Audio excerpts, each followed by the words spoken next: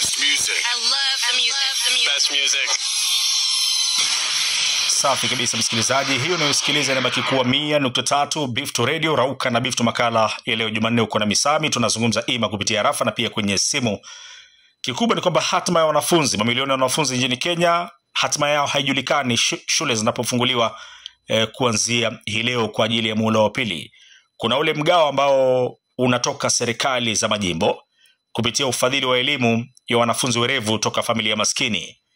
Muasisi wa mpango huo tangu juu wa ugatuzi ni gavana wa jimbo hili la Marsabit Mahmoud Ali alipoanzisha Marsabit County Scholarship Fund. Mradi huo ama mpango huo wa gavana Mahmoud Ali, mfano mzuri, umefanikisha elimu ya wanafunzi wengi sana maskini wanafunzi wengi werevu kutoka familia maskini hapa jimboni Marsabit. Nazungumzia zaidi ya wanafunzi 4,000 wameweza kunufaika na mpango huo.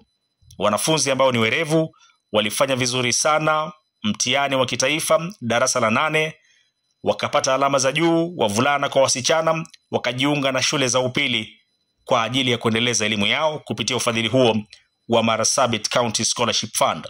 Ni mfano ambao uliigwa na magavana wengine majimbo mengine, na hata Rais mstaafu Uhuru Kenyatta upo wakati ambapo aliupigia mfano sana mpango huo wa gavana Mahmoud Ali, Marsabit County Scholarship Fund. Ila hatima ya wanafunzi hao sasa iko njia panda. Hii ni baada ya mdhibiti wa bajeti, nazungumzia Margaret Nyakango, kudinda kuachilia mgao huo.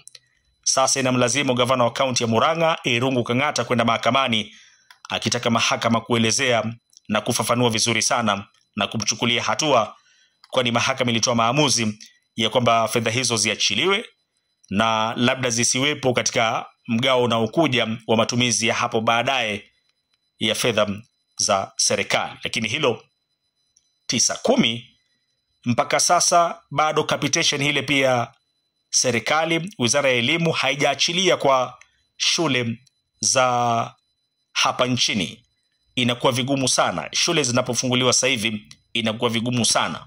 Kuna baadhi ya wanafunzi ambao walishaanza safari kurejea mashuleni, sasa hawajui wafanye nini. Hawajui waelekee wapi, hawajui hatima yao ni ipi. Wanafunzi hawa ni werevu toka familia maskini na hawawezi kuendelea na elimu yao, kisa na maana fedha hizo hazipo. Mfano mzuri ni wa jimbo hili la Marsabit, tuchukulie mfano manake hapa ndo nyumbani. Wengi wanafunzi wamekuwa wakitegemea sana mpango huo, na imewia vigumu sana serikali ya jimbo hili kuweza kuendeleza mpango huo wa kuwalipia wanafunzi karo. Sasa hatima yao haijulikani itakuwaje. Kwa hiyo mpaka sasa wapo walioanza safari kurejea mashuleni over the weekend, wapo walioanza kusafiri hiyo jana, wapo ambao hawajui wasafiri ama wasisafiri. Wazazi wanabaki njia panda, wanafunzi wanakuwa hawajui hatima yao.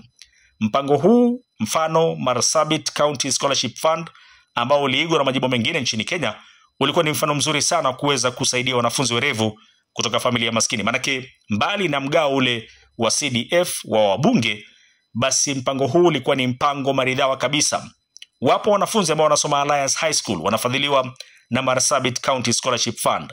Wapo wanafunzi ambao wanasoma Mangu, wapo wanafunzi ambao wanasoma Starehe Boys Center, ndio. Wapo wanafunzi ambao wanasoma Kenya High, shule za hadhi ya juu sana. Lakini sasa hawajui hatima yao itakuwaje baada ya serikali kukosa kuachia mgao huo, haswa mratibu wa bajeti kudinda kuachia fedha hizo za kufadhili elimu ya wanafunzi werevu toka familia maskini. Hatima yao sasa haijulikani itakuwaje muhula wa pili unapoanza. Tunazungumza kuhusu masuala hayo. 0742522425 inakuwaje hapa? Inamlazimu gavana wa Murang'a Kang'ata Irungu, yule mwenye kuandika barua, Kang'ata wa barua, kuelekea mahakamani sasa.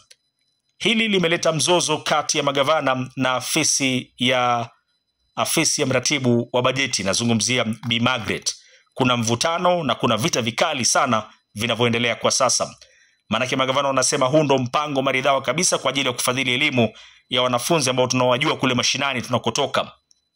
Tupeni mgao huu. Mratibu anasema hapana. Inakuwaje hapa? Kwa hiyo wacha tungojee kesi hii alowasilisha tena mahakamani Kang'ata Irungu, tuone hatima yake itakuwaje. Mchango wako aswani upi kuhusiana na swala zima hili ambalo tunalizungumzia asubuhi hii?